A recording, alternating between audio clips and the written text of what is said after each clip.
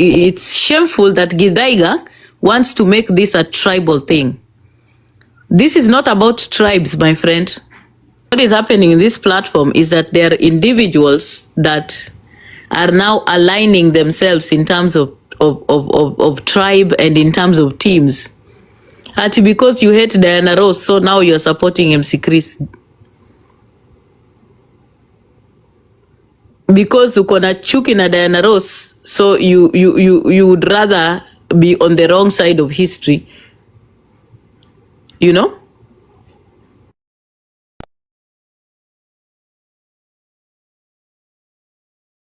Hello guys, it's your girl Patience Status. Welcome and welcome back to my YouTube channel. If it's your first time here, make sure you hit the subscription box and put on the notification bell so that you don't forget any time I post a new video. Remember, I'm the queen of online gossip. So welcome to today's video. Don't forget to give it a like and leave a comment on the comment section. Came on TikTok and she got gifts and she decided to use the gift to buy a car. Why is that such a big problem? Like, why is it a big deal for you that somebody sat for several hours entertaining people? People are laughing, playing matches. It's not easy. And then people send the person gifts and the person buys a car. And we are not even talking about Land Cruiser or Range Rover or any big car. Fine, you said you have money and you don't. I wish mngeza kupata recording yake ilipita hapo mbele ya Cindy. Recording gani? Iko kwa nani tuitafute Diana? Ile time Cindy alibatizwa walikuwa nje usiku. Ile time alibatizwa, hebu angalia. Iko kwa nani? Hebu angalia kwa drama, kwa TikTok drama. TikTok drama ama data collector. Hey, umesikia he will take a bullet for Cindy. Which bullet? Diana. We know the bullets that he can take for Cindy. We know them, and he's already taking them, so it's fine. Nani nawaambia hapa guys, wachaneni na huyu nani. Leave Cindy alone. Let me tell you, because mahali amefika now, she cannot be advised. So leave her alone. Mwacheni.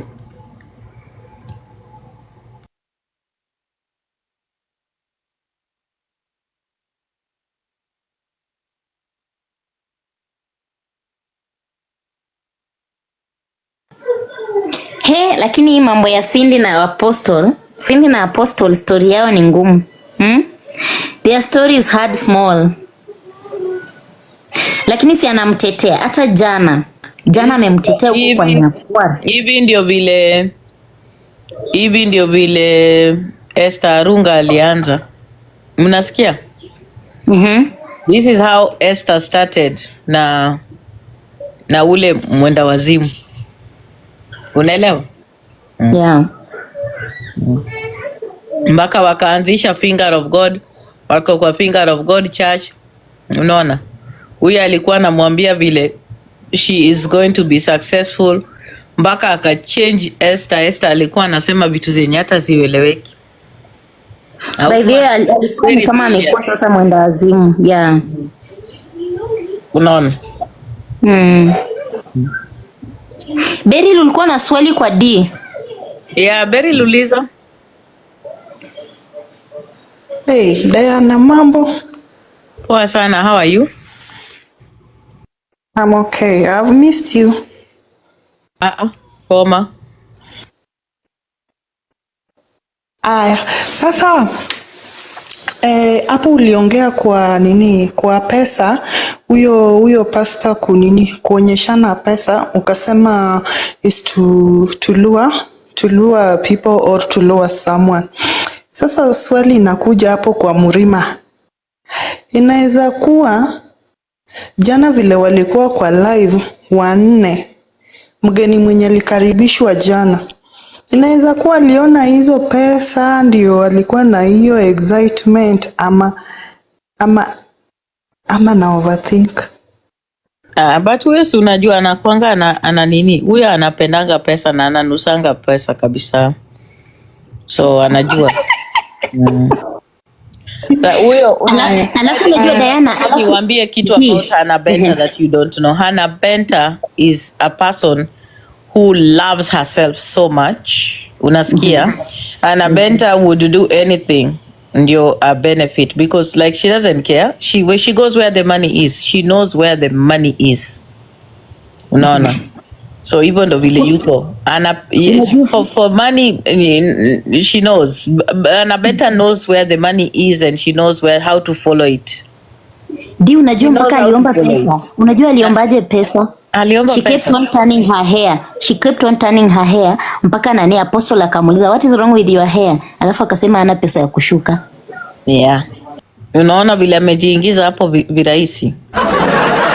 No, but why will she do that? That's like hanging out with your friends, with a man you have a crush on, and then one of your friends asking your crush for money to do her hair. That is so disrespectful. Why would she do it? Why would she not do it? If there is money, she will do it. That is who Hannah is.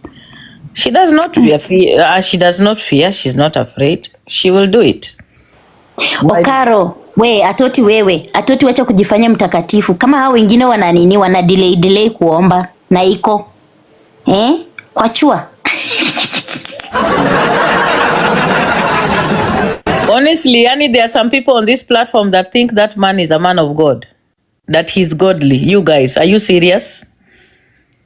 Kuna watu wenye wanaamini huyo mtu anahubiri nini injili ya Mungu kweli. Wendeni Facebook muangalie profile yake. Kuna mahali ana perform miracles. Mama ameingiziwa maleso kwa tumbo. Alafu ameletwa mbele ya church. Unaona? Eti alafu wanasema look at her stomach instantly. Her stomach has disappeared. The power of Jesus, the power of God. Her stomach has disappeared. If you go through his Facebook profile, you will see the way akona a lot of. He speaks in tongues. My God, even me, I can speak in tongues. Oh my goodness, you guys cannot speak in tongues? Do you know what speaking in tongues is? Hebu Diana ongea in tongues kidogo. 1 minute. My God. Hasharaba saka. Hasharaba kuna sema na Mungu. Like you can speak in tongues if you want to. Like at the end of the day, speaking in tongues is just juggling words. Unaelewa? And if you follow, let me tell you, if you follow the Bible, that same Bible, hauwezi ukasema una speak in tongues and it cannot be translated. No, umesahau 3 yeah. Huyo vitu kama hizo. Acha niwaambie kitu. If you speak in tongues, let me tell you, if you speak in tongues, it needs to be translated. There are people who need to understand. At least there are people who are also in the spirit who can understand and translate what you're saying. History na mambo na speak in tongues, guys, it's just something that people actually just joke about and use to manipulate people. Umeelewa?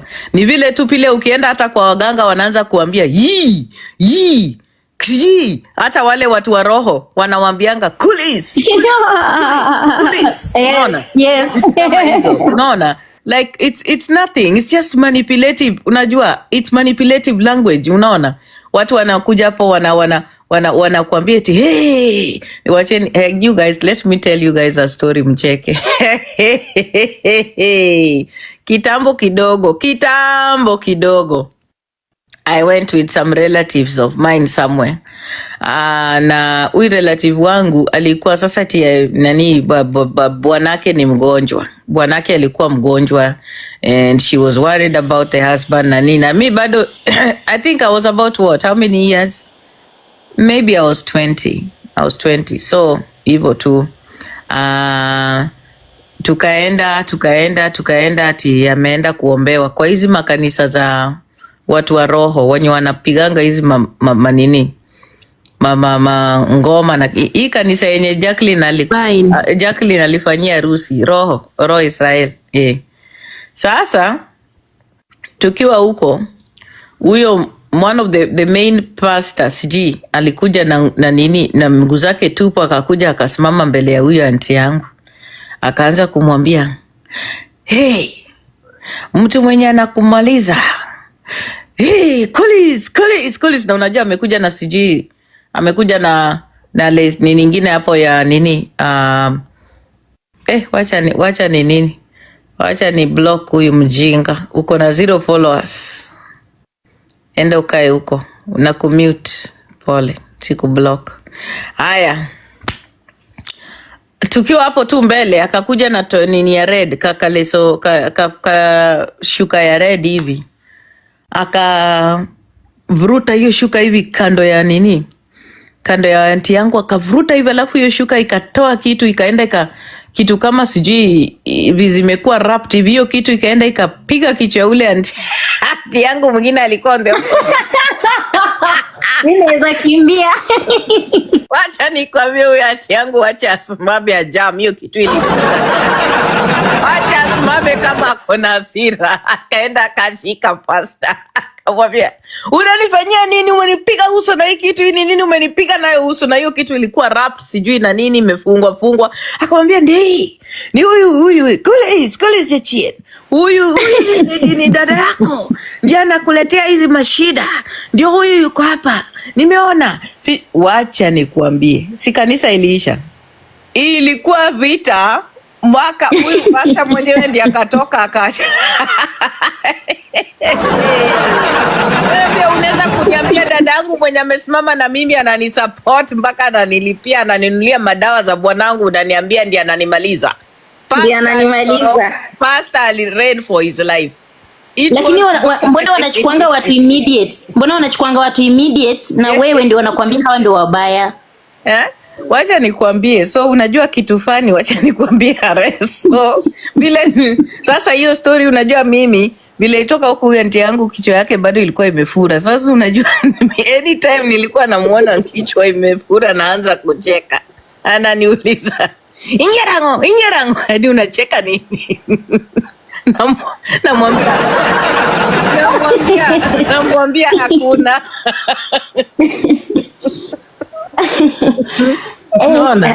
So at the end of the day, listen, hizi makanisa ni watu wa biashara. Wacheni niwaambie, hakuna kitu eti mtu ako kwa biashara. I've told you guys hii story at even churches are in business. Unaelewa? Yeah. They are just in business. There are people who have learned and understood the psychology of men, and they are taking advantage of especially poor people. Unaona? Hii concept ya poverty is enriching other people. Kuna watu wenye wanabelieve eti wakienda kanisani wakiombewa watakuwa rich. Kuna watu wenye wanabelieve wakienda kanisani wakiombewa watapata kazi. Imagine mtu anakosa kwenda kwa maofisi kugonga milango, kufanya applications na kona makaratasi, anaenda kwa kanisa instead.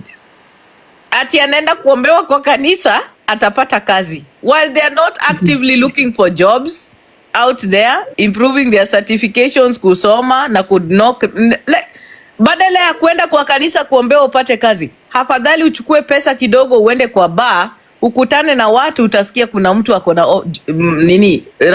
a person who knows somebody. I'm telling you, look for jobs kwa bar. Usiende kwa kanisa, you will not get it there. Ukiwa kwa bar utapata mtu mnapiga story na yeye, unasikia mnaongea, atakwambia oh by the way I know someone who's doing this, is looking for this, and unajua but pale kanisani utaenda pale unapiga magoti the whole day, unakesha, una fast, alafu the little that you have bado unaachia huyo pastor. Imagine unachukua una kazi lakini ile kidogo yenye uko nayo, imagine unapatia pastor. Ani pastor hana huruma, ununue kazi. Ama pastor wa prosperity hapana, afadhali ununue job. I'm telling you, you better just sit down, go to a bar, uanze kumingle na watu, utasikia lazima utapata. Nakwambia, lazima utapata kuna mtu somewhere mwenye anajua somebody somewhere. Don't. Ndio maana naambia, and then unajua wamekuja na hii story ati don't touch the anointed. Yani ati ile ya kuwashtua ati don't touch the anointed. My friend, don't touch the anointed ni nani? Ni nani? Sasa who are you that you cannot be touched? Unaona? Hakuna, you are a human being. There's nothing special about you. Kama God, if you touch the anointed. Kama God, if you touch the anointed. Unakuwa cursed. Na nani? They anointed themselves are cursed. Their sheep clothing. Wacha nikwambie Kadoshile. Hey. Wacha nikwambie Kadoshile. Kuna time nilijichocha na my friend tukaenda church ya Kadhikiuna. You guys mnajua Kadhikiuna? Si mnamjua the famous woman mwenye bwanake alikuwa. Yeah, Bibi Alan. Yeah. Thank you Nyonyo. Wacha niwaambie. Ukiingia pale kwa mlango, Asha anakuangalia vile unavaa kutoka kwa kiatu mpaka juu.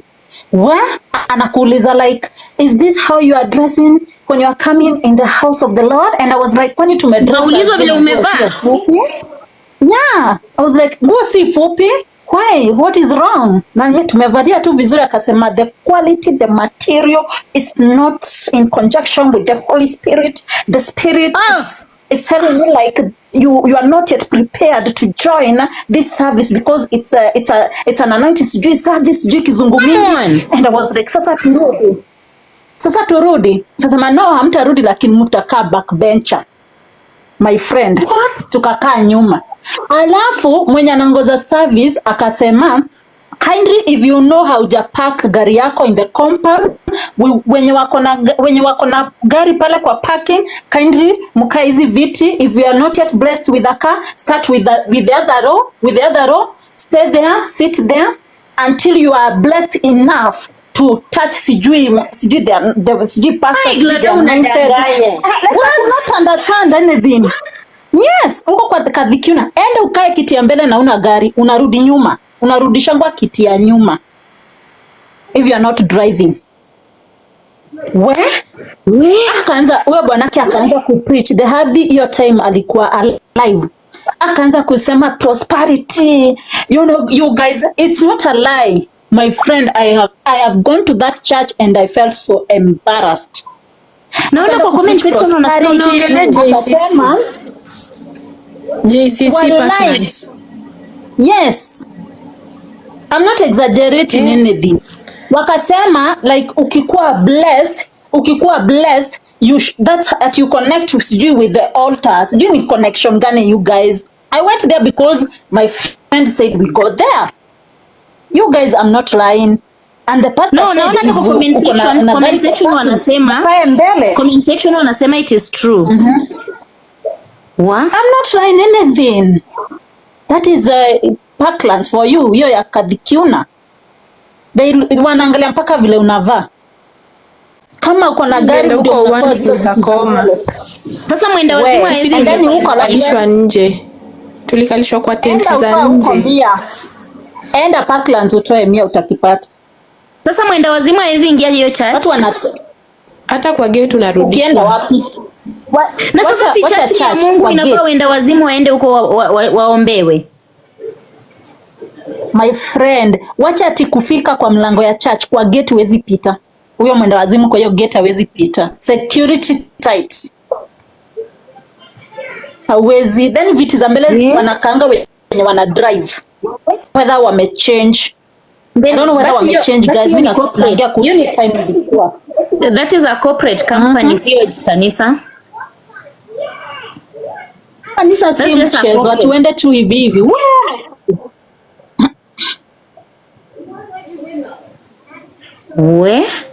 Thank you manahera. Eli ni huko uwezi enda ati tu hivi you guys. Trust me. Ati uende tu hivi kenyeji, ati umeenda church. Kuna protocols. Kuna vitu kama JCC Thika Road. Pia hiyo JCC Thika Road iko na masharti. Ukikuja tu kama umevaa hivi unakuwa kwa tent za nje, hata kama umekuja mapema. Ama kama umekaa place ya watu unasimamishwa unatolewa. Unaambiwa madam kuna viti zingine nje. baba nake anakuja na waprichia pale. Sasa unajua wenye wako backbencher ni wenye wamekuja miguu, hauna gari, anakuambia I'm praying for you, I'm expecting you in 2 months to be driving, to be dressing well, and you come in the house of the Lord the way you should come, not wearing this kind of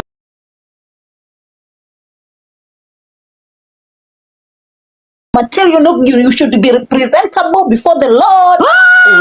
Mina natoka bana. Ribakadagoska, rikutariba anakuribakadagoskia, rikutarita, rikurariku.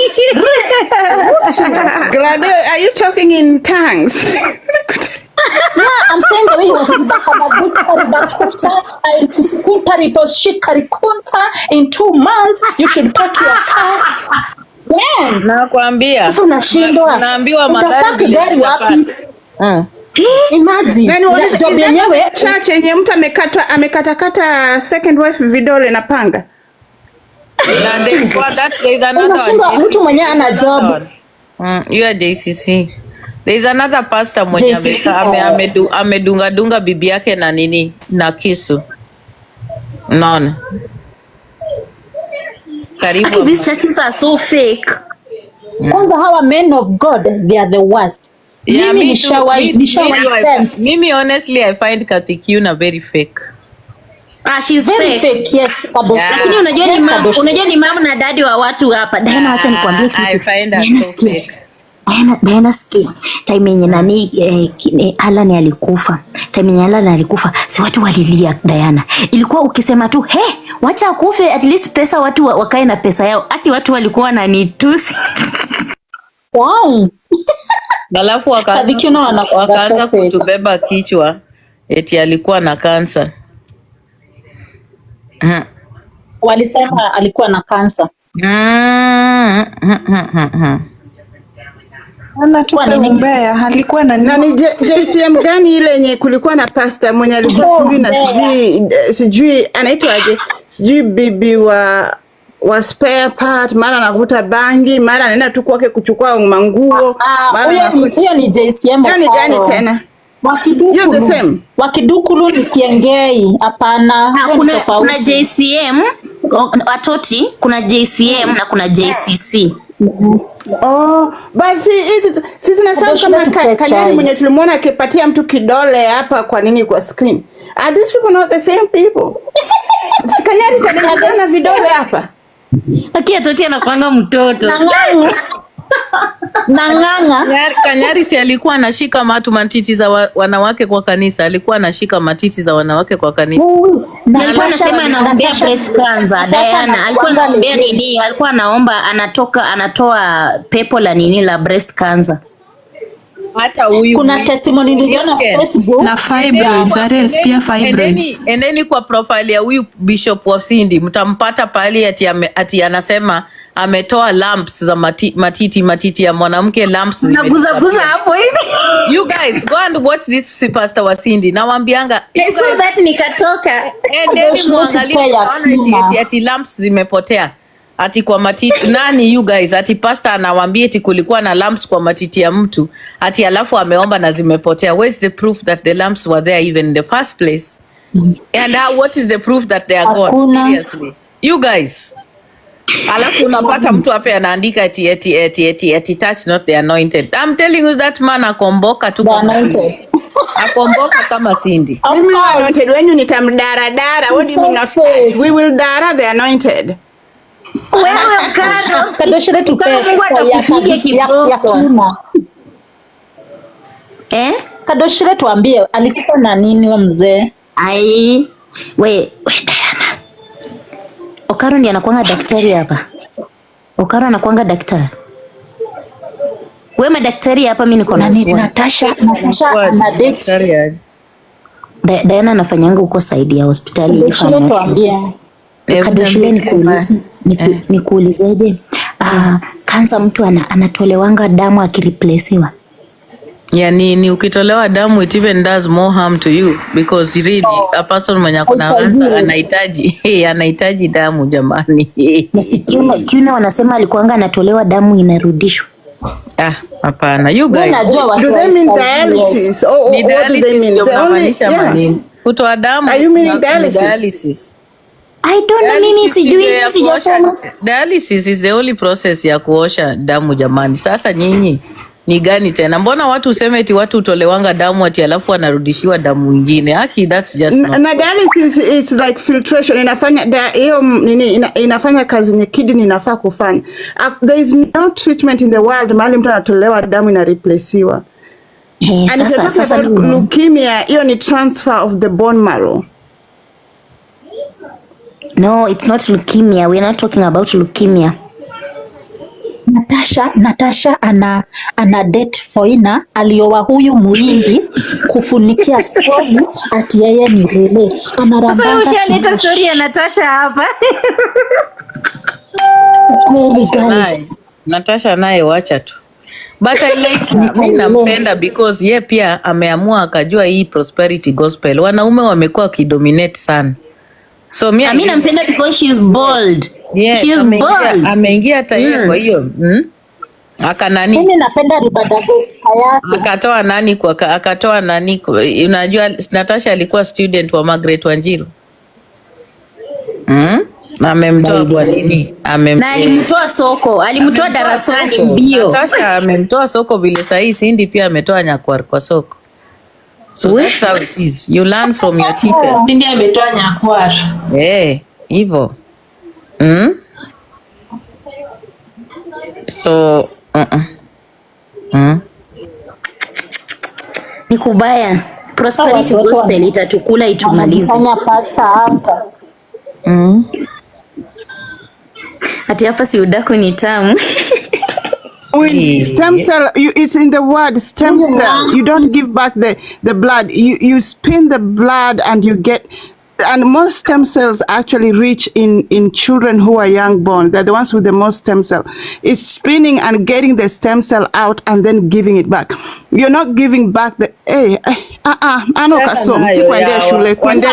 Atoti, go ahead. Hiyo kizungu inaingia, go ahead. Atoti, fungua mic. Endelea.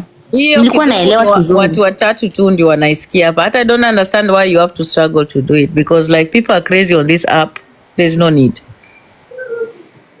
Atoti, nita explain, nitawaelezea. I will actually make it simpler. Nitaongelesha kwa Kikenya. Go ahead. Sasa kamejoka. Aka leo kana jam ya kusengenya mapasta. But Natasha yule anakuanga na matako kubwa, ule anakuanga na shape, ule nini light skin. Kale kama mrembo. I like her. She's pretty. I like her because she's pretty. I don't care whatever money she can get out of those men. Get it, girl. Get it. You're so pretty. Thank you, girl. Utarama wewe. Ukikuja Kenya ukaro kuja nikipeleka kwake. Mimi nampenda kwa sababu she's so bold. Wewe mdema anakuanga bold. Mimi napenda kizungu yake na kuspeak in tongues ile yake ya Ribadagoska. Ribadagoska lazima aseme. Hebu msikizeni. Lazima aseme Ribadagoska. Mimi napenda watu warembo, especially beautiful women who know. Kwanza akipaka lipstick vizuri alafu anasema riba shakara tatata. Alafu mwanaume anaandika check ya 20,000. Do it girl, do it.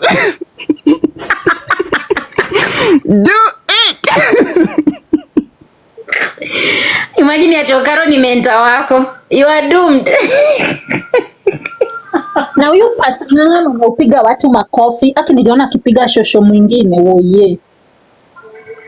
Ati huyu pastor Nganga mwenye upiga watu makofi. Anakuambia toka. Unaona mtu anapigwa kofi alafu pia una make line kwenda kupigwa kofi. What trauma are you working on? Or what sexual kinks? Mimi nisiwadanganye. Mimi wacheni niwaambie, I'm being honest. I feel like a lot of African women have kinky sexual fantasies that their men do not fulfill. So these pastors get to act out those kinks in the name of the Lord. Because they can only be obedient to these men. Unajua wataki kulelewa. But hao ikifika kwa wanaume wamekubali hata kulala chini watembelewe juu. Wamekubali kuslapiwa, wanaspankiwa na mapastors, wanafanyiwa vitu. Like they like that shit. I think it turns them on. They like that shit. I don't know. They need to work out their kinkiness with their husbands. Atoti, speaking of kulala chini utembelewe. Do you know there's a church mimi I saw, ama sijui ilikuwa recording, ilikuwa YouTube. There's a pastor literally anatembelea watu wamelala na watembelea juu. Literally. Mimi nimeona vituko hapa. Mimi akinasema ukweli. Wanawake, they need to accept their kinks and practice them with their husband. Stop pretending it and doing it in the name of the Lord. Atunajivaa kama mtu wa PCA ndio mwanaume akwa akikuslap na kukupush around mbele ya watu. And then you go, my pastor daddy, my spiritual daddy. Najibu spiritual daddy. Lakini okay. Who born this one? Spiritual daddy hata ndio upo once. Huyu nganga alikuwa anaombea ati mama anamuombea matiti, ati matiti ilikuwa inauma. Alafu alikuwa anaogopa like anaambiwa kuna possibility anaweza kuwa na breast cancer, kulikuwa zingine ziko ngono. Sasa anafinya tu, anashindilia hapo. In the name of Jesus, anafinya matiti, anaingiza huko ndani mkono, anafinya, ana enjoy. Anamuuliza unasikia aje? Na ukiangalia hapa chini ya trouser, sigino imepiga kupiga, na ati anamuombea. Na kuna mnyama alinyama ya 70. Mtu wa 70 bado anasimamisha. Anasimamisha vizuri sana komanda. Wewe unacheza na komanda. Ako sawa. Anasimamisha za juzi. Kuna pasta mwingine naye alikuwa ananyoa. Kuna pasta mwingine naye ulikuwa unaenda unainua hivi nguo, hauvai panty, ukienda church unainua nguo, wanakunyoa manywele hapo kwa nini? Kwa kanunu. Kayole anaambia wamama wasikuja na panty kwa church. Anakuanga Kayole. If I say these women are working out their sexual kinks with their pastors, that's why they call them daddy. Alafu wengine wanaume wanaita nini bibi ya pastor? Mommy. You people, tunaonea 18. Ni wa JCM ndio Chris anaendanga. Chachi ya kina Chris. Chachi ya kina Chris Egonga. Anaendanga JCM, ni wa JCM. Kwa sababu hao wenye wanakata watu mikono, wanakata watu makucha. Nini vidole? Yes. JCM ya Nakuru ndio huyo pasta wa JCM ya Nakuru ndiye alikata nini? Bibi yake. Kata bibi. Na nasikia ametoroka. Pasta mwenyewe amekimbia. Amejificha. Me, I don't like size 8. Let me tell you why I don't like size 8. Size 8, yes, she's beautiful. But I don't like No, mimi nasema kwani atanifanya nini? Mimi niko na lawyer.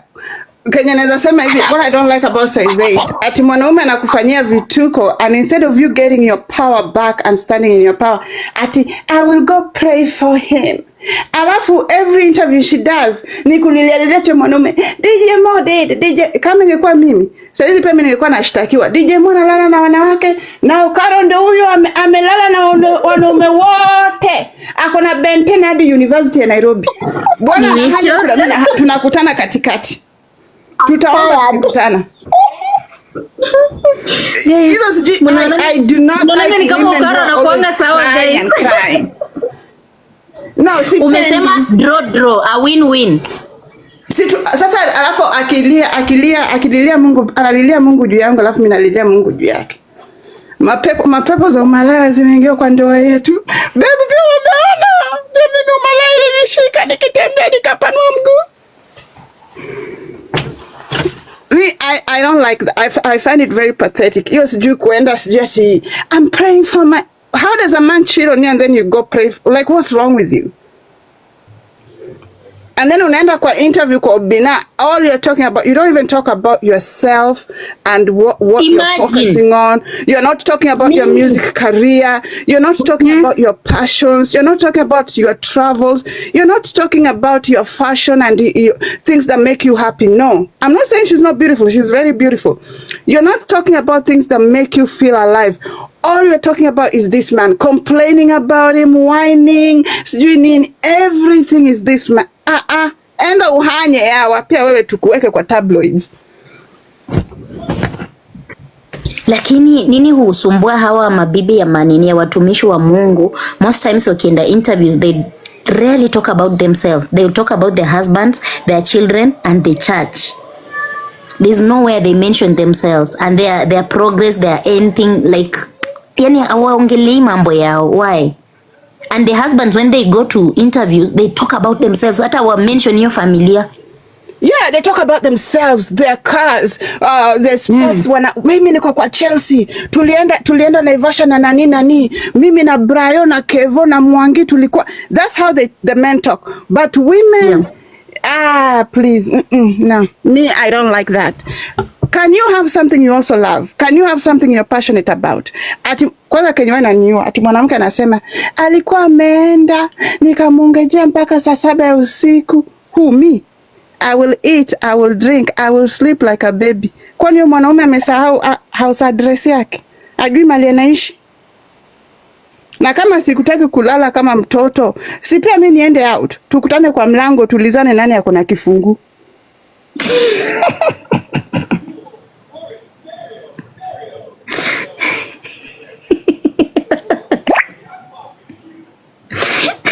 Kuna wives alafu kuna Okaro guys.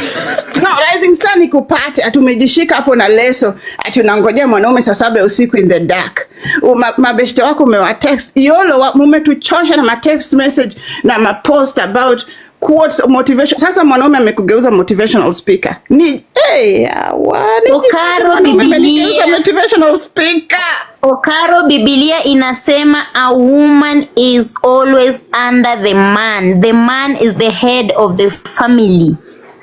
And you're supposed to follow your husband's footsteps, ndio? Akiingia kwa Himalaya, mimi naingia kwa Ben. Akienda Naivasha, mimi naenda Mombasa. Do you see how I'm following my husband? Do you see? Oh, Karo ni savage. Nimechoka.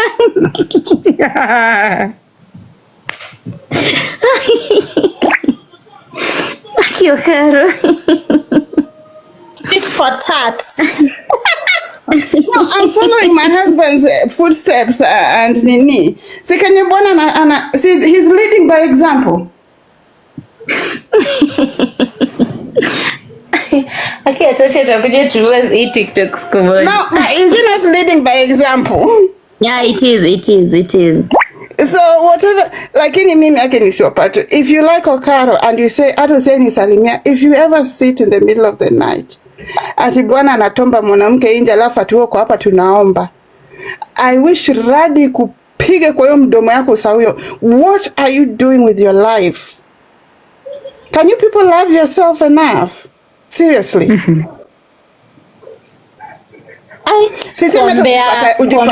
Okay, on a seriousness. Certain at you give yourself, and me, I've been married for 15 years. So I'm being very honest with you guys. I was married since I was 20. I've been married for 15 years. Let me tell you. Ati mwanaume ametoka kwenda na sijui side chick wake kukula nyama ati anakutext. Wewe utengeneze, like also you have your life. Ati nakupata kwa nyumba ukijihurumia, uanze kutext Beryl, utext Glado, utupostie no, go get your nails done. Wewe huyu anakutext, jua anakula nyama choma. Pia wewe unampigia screen like ona pia mimi champagne yangu yenu ni tamu kama yangu. Okaro, ati wanaformingi mpaka prayer group ati unaona mama bibi ya pastor or any woman ati juu bwanake ana cheat ati wanaform mpaka prayer group for what? Seriously. Na labda hata mwenye anakula kwa vile mtachanga pesa mwende diani ati mna pray for husbands. What's wrong with you people? Forming prayer group for cheating husbands. Na mimi kwanza hiyo ni kazi ya mamake. Hiyo si kazi yako. His mother is supposed to pray for him. Kwanza hii party ya prayer group Okaro. Hii party ya prayer group surely ati unaenda kukusanya mama wa kanisa 50. Mnaombea mtu mkubwa abadilika arudi nyumbani. Acha niende Zanzibar nipata huko. Ama wanaomba ati Mungu patia bwanangu kazi. Why don't you pray for God to give you a job? Kwani wewe si binadamu? Like why don't we love ourselves? Mimi ndio hiyo kitu inanishinda. Lakini if you're my friend alafu nikupata ulisema ati baba Keva alikuwa out all night nilimngoja mpaka saa 6 usiku. Sijalala hata sijakula. Nitakucheka. Nitakucheka kama takataka. Nikupate. Saa hizo nimepiga magoti hapo, nimefunga kitambaa, naomba tu Mungu mrudishe nyumbani. Mrudishe akiwa safe. Mungu. Alafu nakupigia Okaro. Umesema what happened na mali safi na mtu what happened to the lady? What happened? What lady?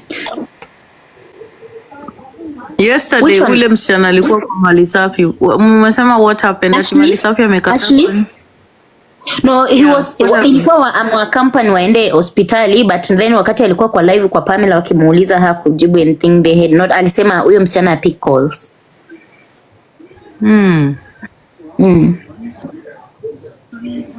Ares, lakini si pia huyo msichana alisema mali safi hapatikani.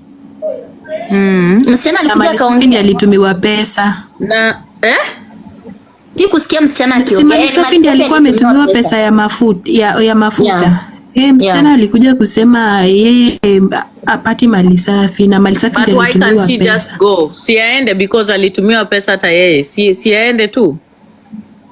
Like that would be so sad for me. I would really want to let her just go because she lazima mali safi ndiye ampeleke.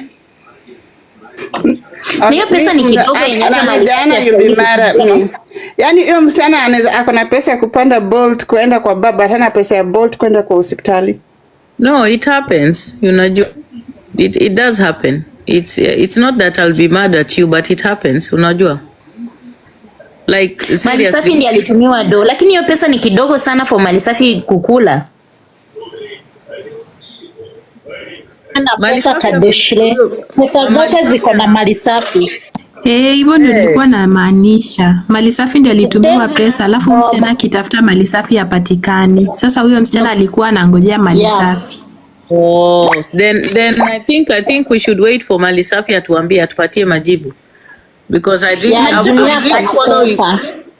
I'm following up on that issue. I really want to know what has happened. Unaona? So Brina, hebu angalia kwa mali safi ati kuna post amemake sai. Ni ya nini? So uko hapa?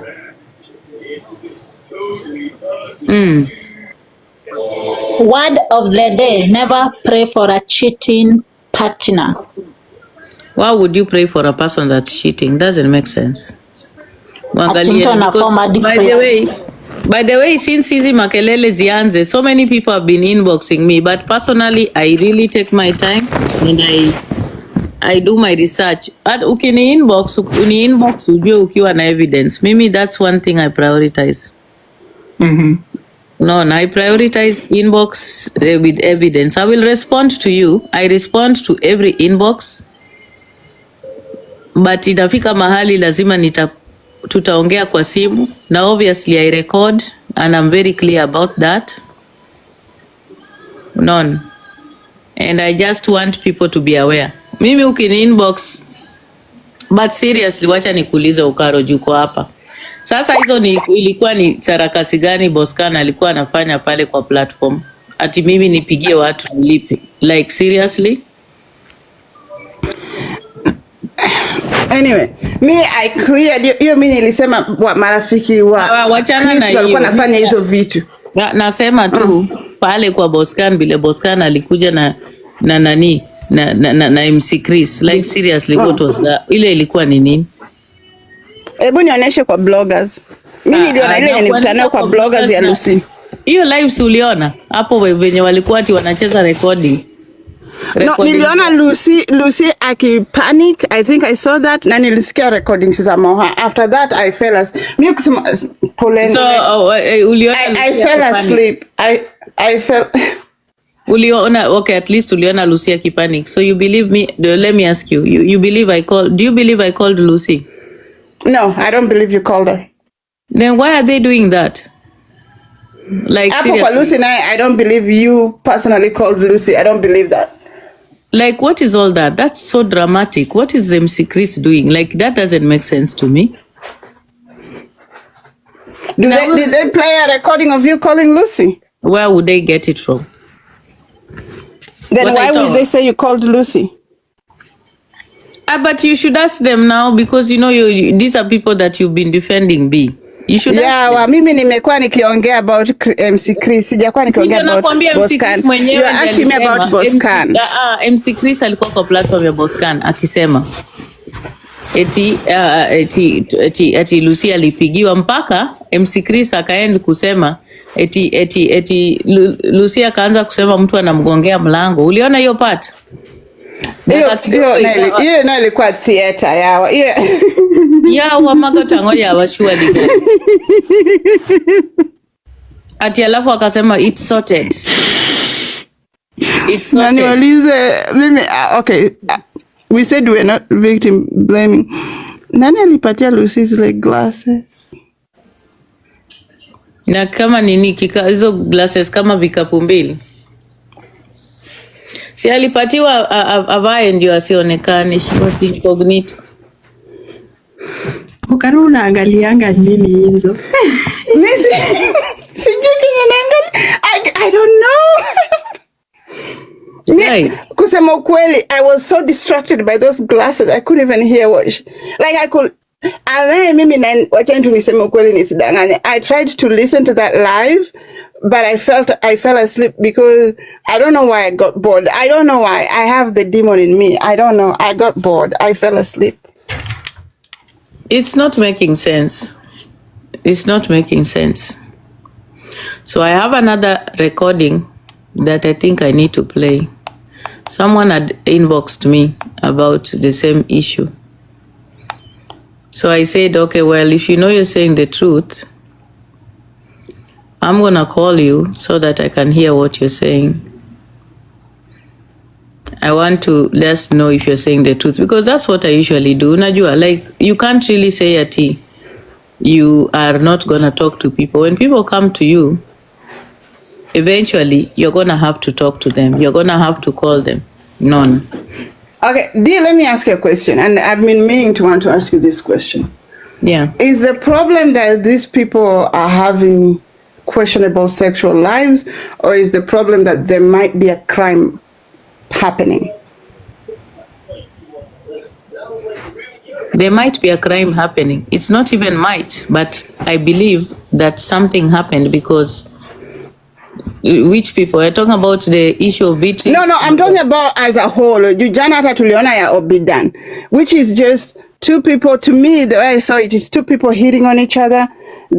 Hata uchale kasema akampatia mahali address alimpatia ni bar, inasema Mombasa Road bar, and then everybody's shocked. She was drunk. He gave her alcohol. He told her to meet him at a bar, not at church. So. Is it a problem that these people are having social lives and having questionable sex, or is it that there might be a crime happening? If there's a crime happening, I stand on us all looking into it. If it's just that these people have funny sexual lives, I don't think that's our place as adults.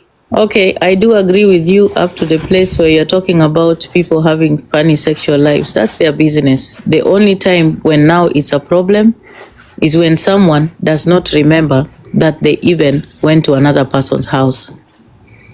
Now therein lies the crime. It's not about their sexual lives. It's the fact that someone wakes up in somebody's house and they don't know how they got there. It's not even about going to the bar. It's not about taking a Bolt. It's not about being with someone and drinking with them. It's about you not being aware that you had intercourse with someone. That is where the crime is. And I think that this is something that many people don't understand, you know, and people don't get to see that right now there is a lot of, there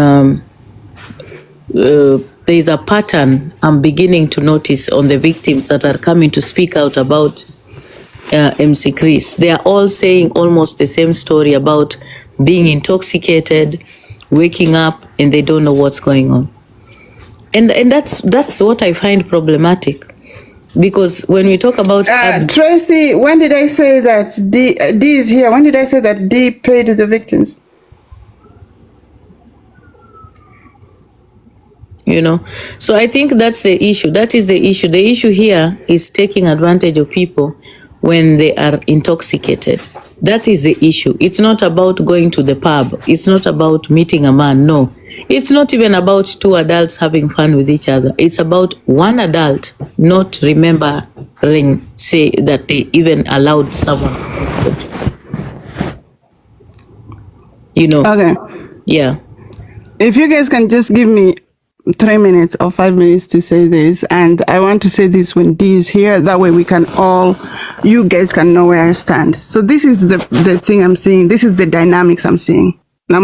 Just let me get my thought out. Mnajuanga yangu kwangi streamlined kama ya D, but we will get there.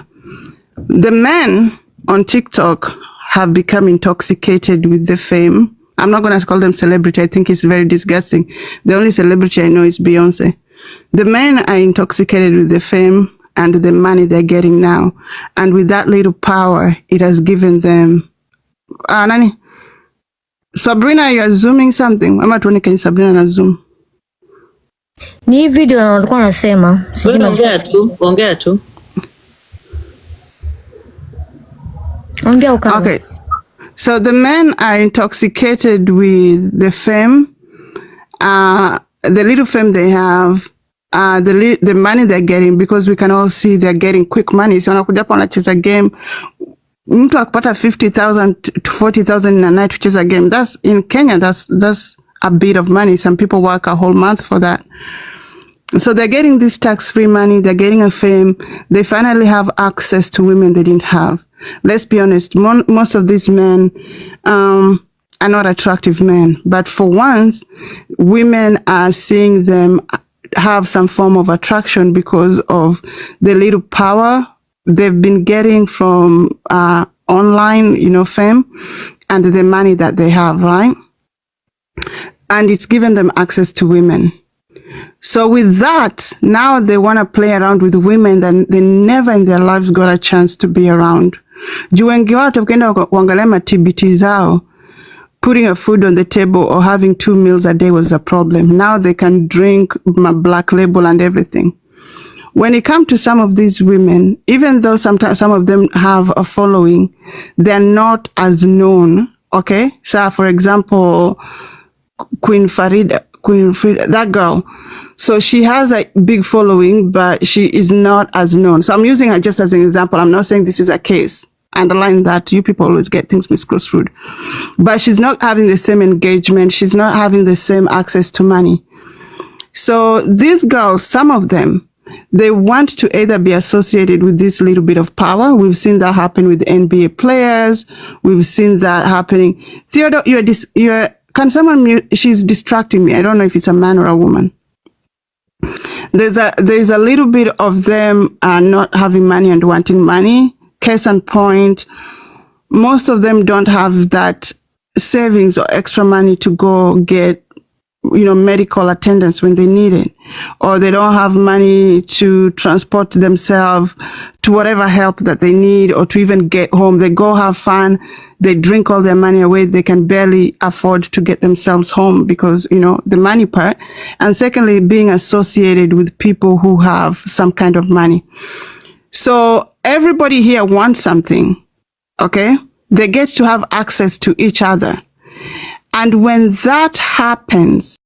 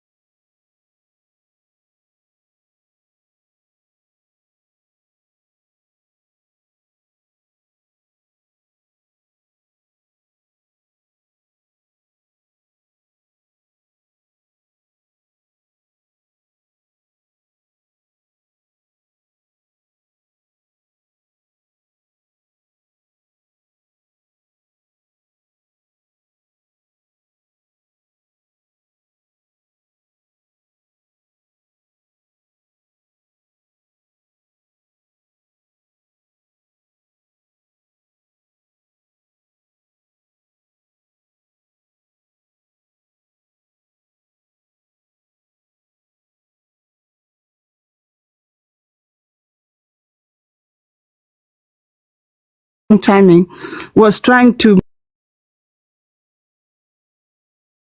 because when I went to that Sheila girl's page, I couldn't determine if she was 18 or in her 20s. So I asked,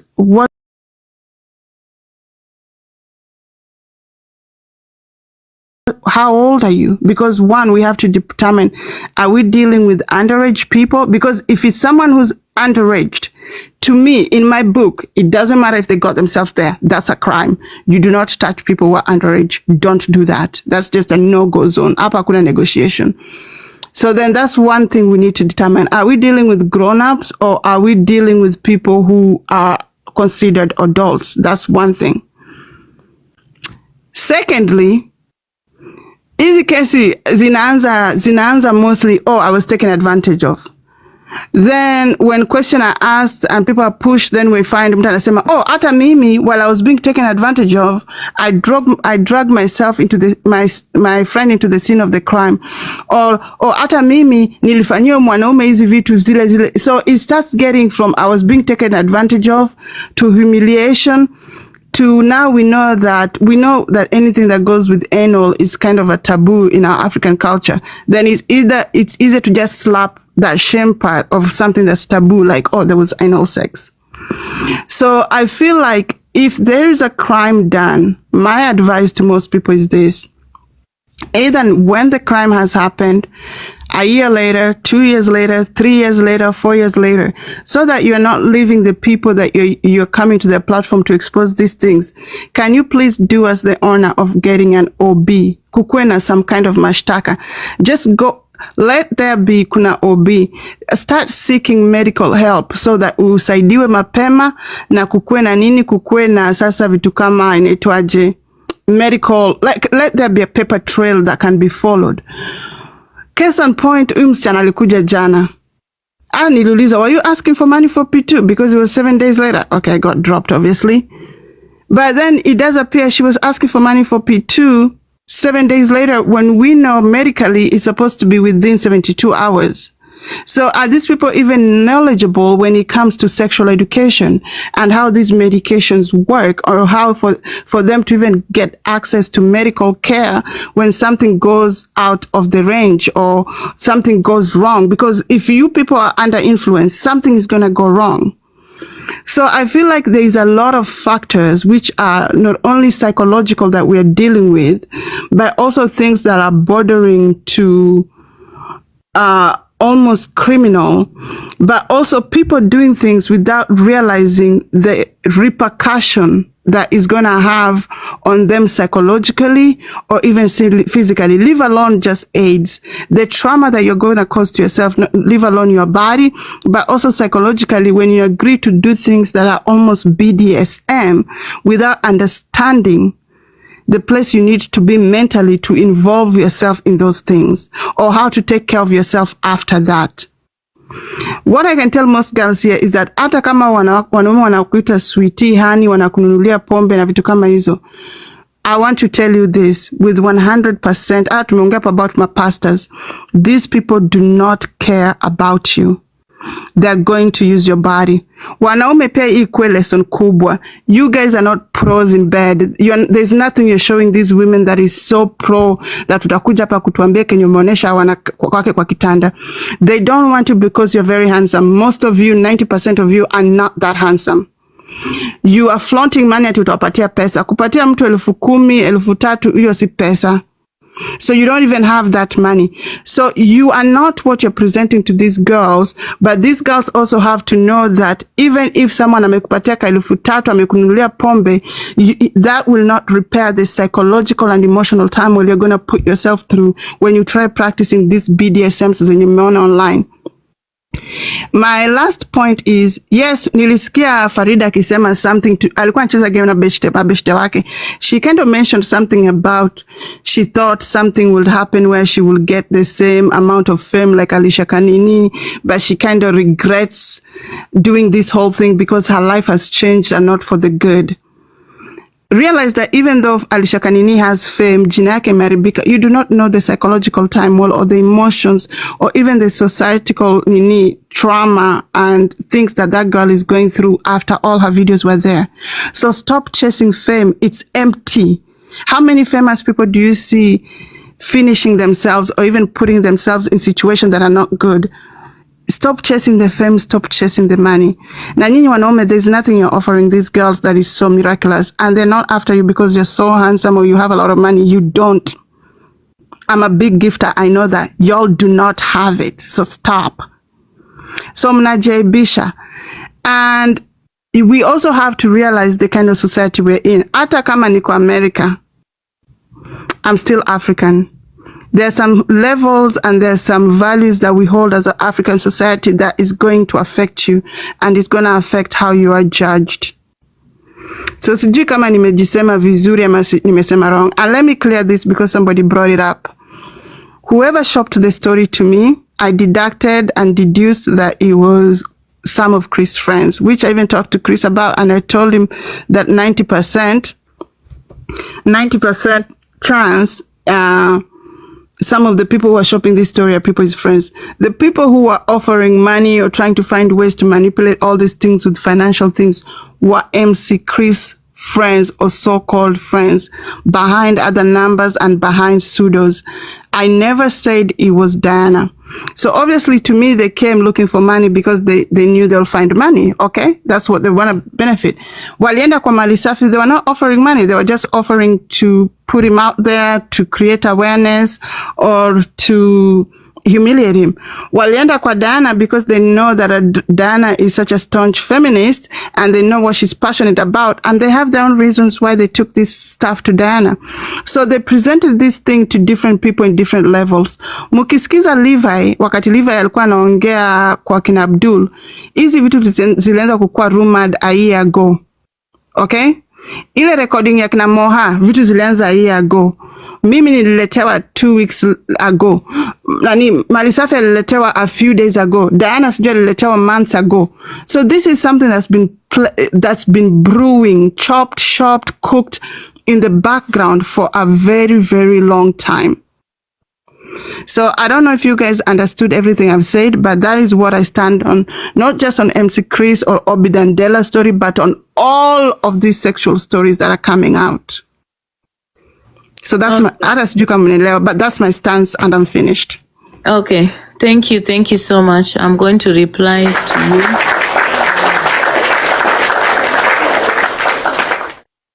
I'm going to respond to you. I'm so glad we're having this conversation. I've heard what you've said. I'm going to respond word by word. I was listening to you. First of all, I'd like to say that sometimes as individuals, we can say a lot of things, and especially when it comes to sexual assault and abuse. But maybe let me just say a little bit of facts here. The issue is not about celebrity status or poverty or education or fame. The issue here is that did somebody consent? Did somebody at some point say yes to the sexual encounters that they had? The idea of gifts, the idea of someone not being handsome, someone being ugly, someone not being educated, someone not being exposed, someone looking for celebrity status is irrelevant. If anybody has or makes sexual advances to you without your consent, it does not matter if they are a celebrity. It doesn't matter if they are rich or poor. They are an abuser, period.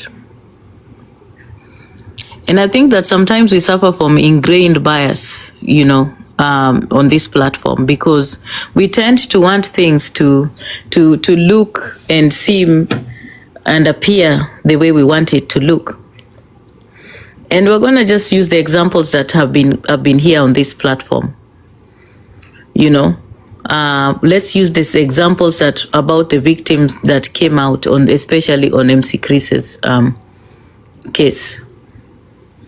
Beatrice was on his platform and said it in his face that she was uncomfortable, that he forced her, and he did not deny it.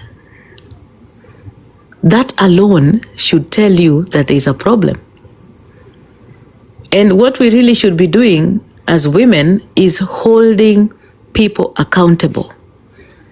We are not supposed to be scrutinizing victims. When somebody comes out to say that they've been abused, the best you can do is to listen to them, but don't judge them. When their story is not adding up, it's going to show, obviously. When your story is very sketchy, when your story is not adding up, we are not stupid. We know what is sketchy. We know what is lies. We know what is made up. There are people on this platform that are very aware of what is a lie and what is not a lie. So it doesn't really matter. Hata kama mtu alikuwa ameitwa akaenda kwa bar, hata kama mtu alikuwa ametolewa kwa nyumba, hata kama mtu alikuwa ameshikana na mtu ambaye amejua na wakaenda mahali,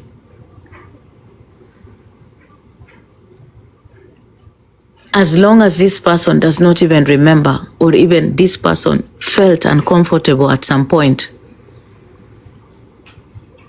we should at least have the honor and the respect of acknowledging that this person was uncomfortable and they're stating it. This conversation is about consent. It's not about anything to do with gifts. Consent is the thing we are discussing here. We are not discussing any social economic class.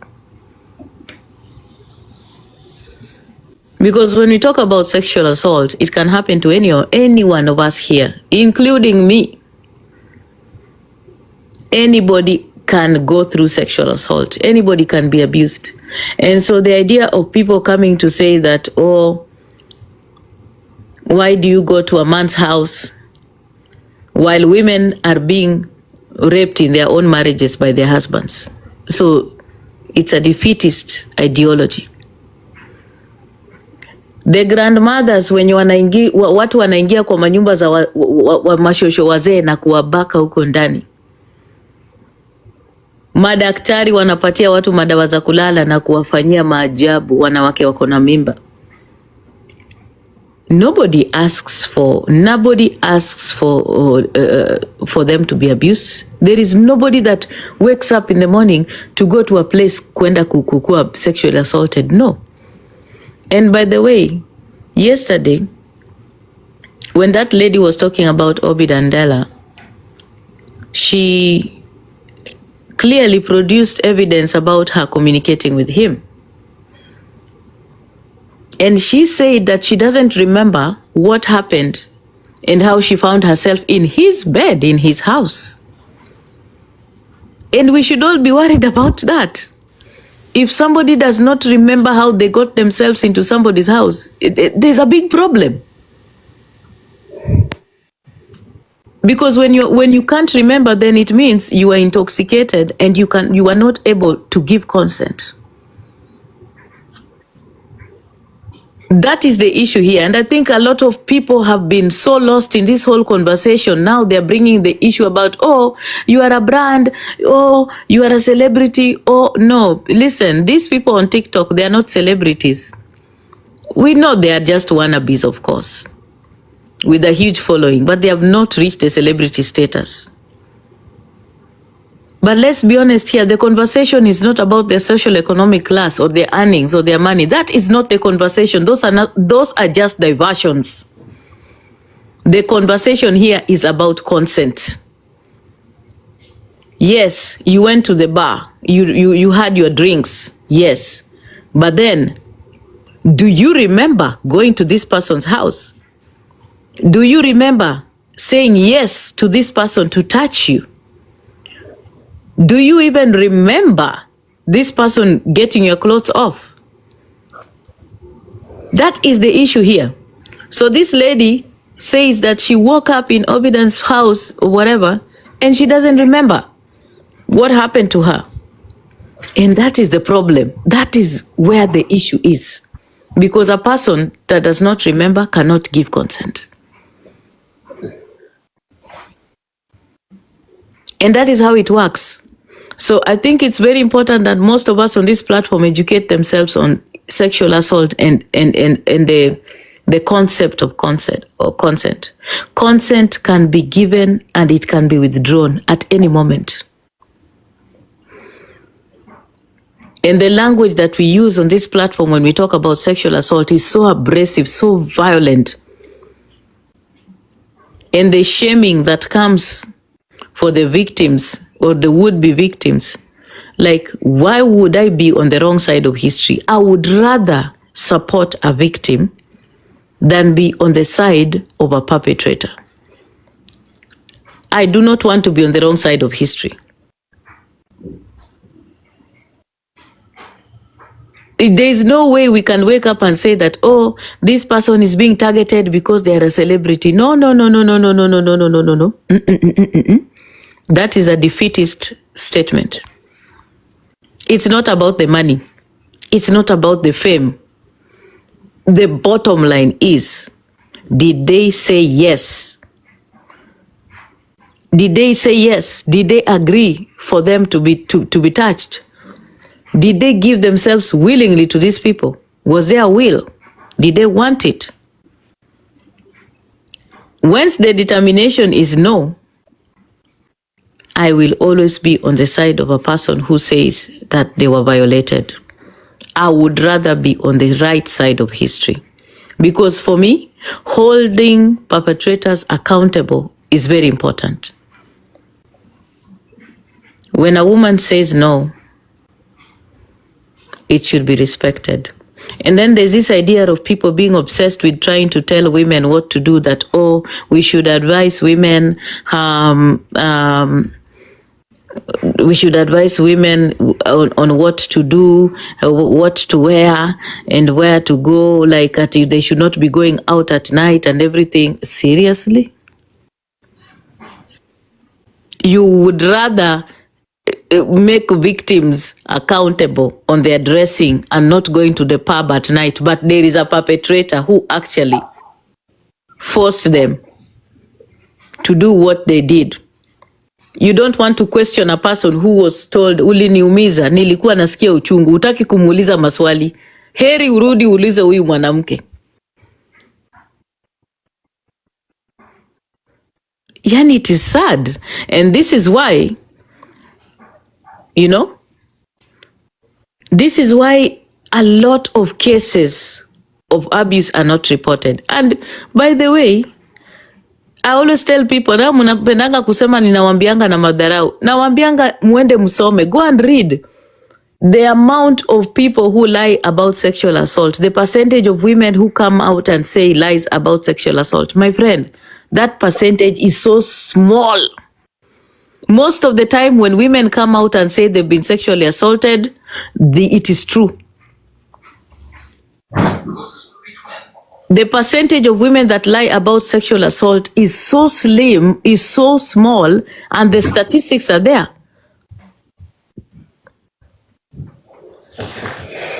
Most of the cases that are brought in court about women who have said they have been assaulted, 80 to 90% of these cases end up being true.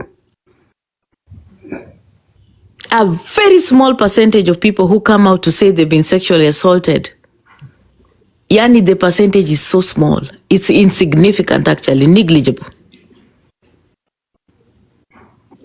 The statistics are there. Go and read, guys. Mtapata the statistics there. And usually abusers, they have a pattern, because that is why you will see a lot of people coming out to say the same person did the same thing to them. Because what happens with a person when he has been getting away with abuse? Pinches, I'm going to mute you. Ukiendelea. Because I think you are so obsessed with the fact that you hate Diana that you're trying to distract what I'm saying. A lot of people are obsessed with the fact that he did not do it. They did not, like, seriously. When a person keeps getting away with abuse, they do it again and again and again. That is why you'll find more than 10 people coming to accuse the same person. That is what usually happens. And that is even what happens with serial killers. You've seen it all the time. A serial killer becomes a serial killer because they have gotten away with it before. That is how serial killers become serial killers. That is how serial rapists become serial rapists, because alibaka mtu mara ya kwanza aka get away with it. Tena anapata nguvu anabaka mwingine because hakupatikana last time, ana get away with it. Unaona? And that does not mean that people cannot lie about sexual assault. People can lie about sexual assault. They can lie. There are people who have come to me, even when all these things started. There is a lot of people who have sent me messages and I know outright that this is a liar. Because when you approach me and tell me that, oh, so-and-so do this to me, I always investigate. I go deeper into it and I can just know a person is lying. Because when you ask them to give you evidence, they wouldn't give it to you. Because I believe there is no way you'd say you went to meet someone and there is no conversation between you and them. Uwezi ukasema eti huyu aliniita niende nikakutane naye kwa bar na hauna message yoyote yenye inaonyesha mlienda kukutana naye kwa bar. Uwezi ukasema ati nilikuwa naenda kukutana na Glado mahali, Glado alikuwa anafaa kunifanyia hivi na hakuna anything. There is no communication. No.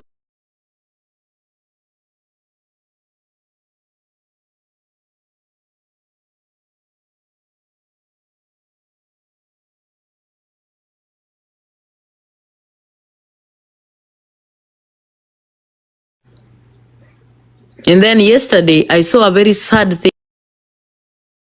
thing happening, and I think it's shameful that Githaiga wants to make this a tribal thing. This is not about tribes, my friend. And I think he really needs to stop, because he's trying to spiral a very dangerous narrative, which is very sick. The fact that you support someone does not mean that you also are drawn and then you lack objectivity on a sensitive matter like this. You know? You have to be objective. Wacha kufikiria everything in the lines of tribe. This is not a tribal issue. This is about sexual assault. It has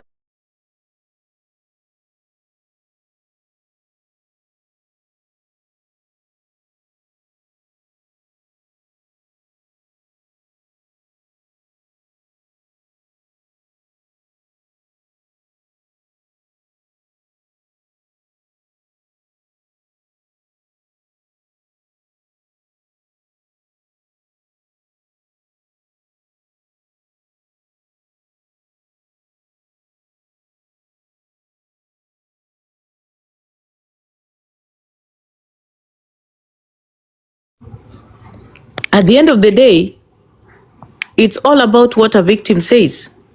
Can these things that the victim say, can they be substantiated? Can these things be put in a place where we can actually ask, okay, now what really happened here? And on that note, I wanted to say somebody had inboxed me. When was it? Yesterday. Exactly, Macho 17. Yes, Sienna Sue. You see that? Like, pay attention to the people who are coming out very... Nani, amen, please mute kidogo, uko na ka background noise kama unaweza.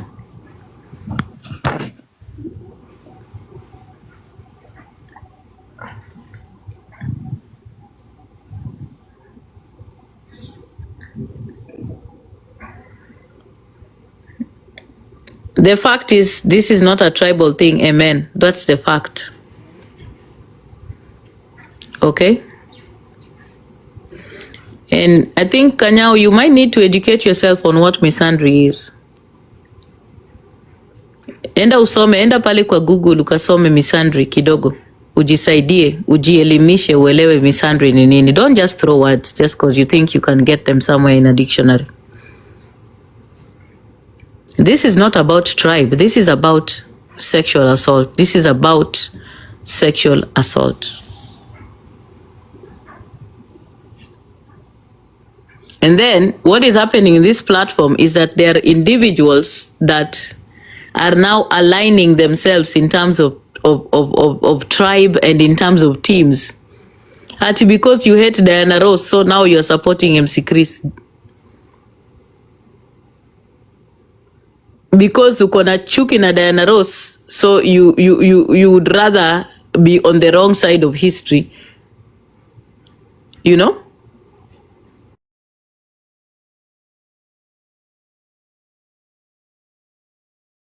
Hopeful that Malisafi can actually Bloomche, nimeambia huyu aende akasome kidogo aelewe misandry ni nini. Anaokota mawords. I think alikuwa excited about using the word misandry.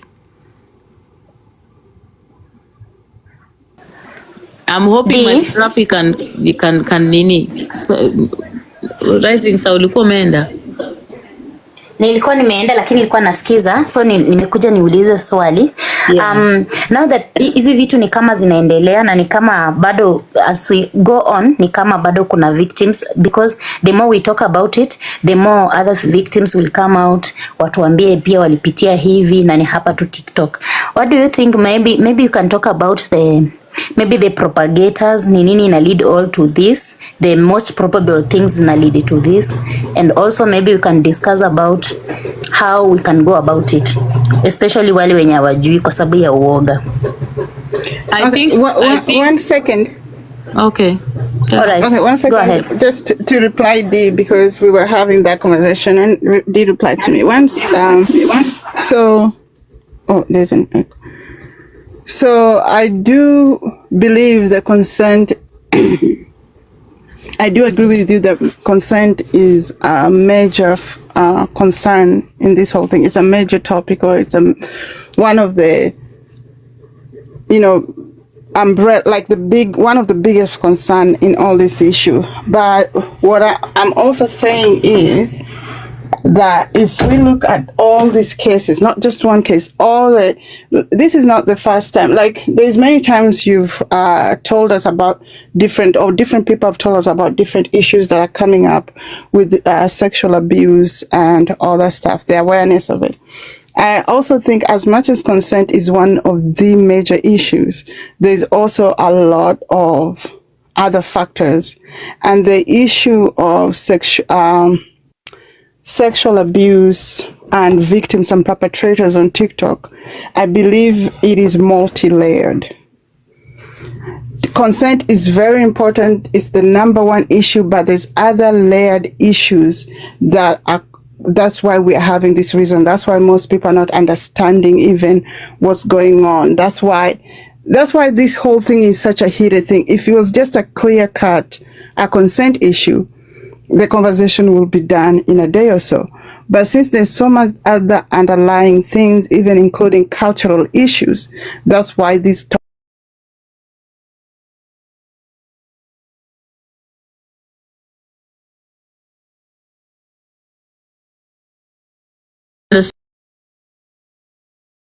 when you talk about underlying issues, I'd really love for you to expound on that, because for me, consent is consent, and when you start talking about underlying issues, it's like you're giving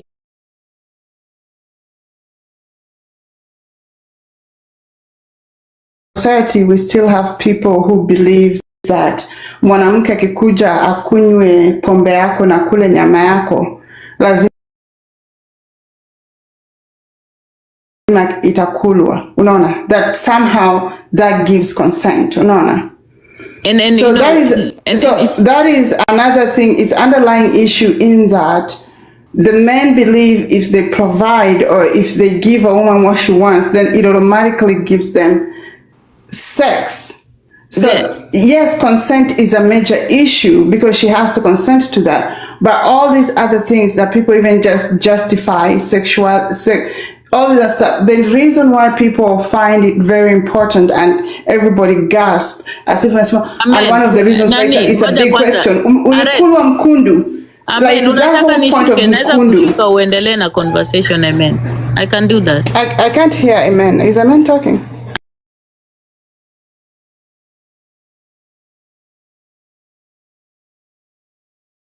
Anaandika hapa kwa comment section. I can as well just drop so that you can continue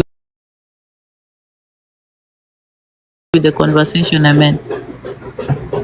I'll leave it at that so the conversation can move forward. I'll leave it at that. Yeah. Like, let me tell you, I think a lot of opinions that people are giving, like,